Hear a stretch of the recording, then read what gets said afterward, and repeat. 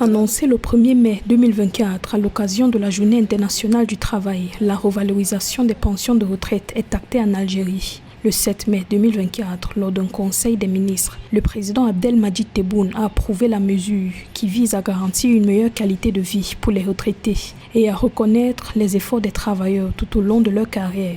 Dans le pays d'Afrique du Nord, une hausse des pensions comprise entre 10 et 15% sera désormais appliquée à toutes les catégories de retraités, selon un communiqué du gouvernement. C'est une bonne chose parce que les personnes âgées sont les plus fragiles.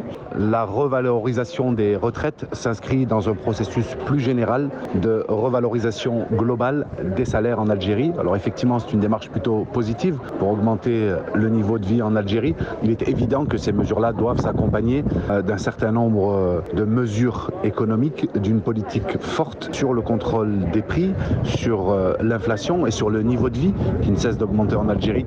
Dans le cadre de ces efforts visant à protéger le pouvoir d'achat des citoyens et à stimuler la croissance économique, le président algérien Abdelmadjid Tebboune prévoit une augmentation du salaire national minimum garanti dans le pays. Le chef d'État envisage également une revalorisation progressive des salaires des fonctionnaires avec un objectif de porter cette hausse à 100% au cours des 2 prochaines années.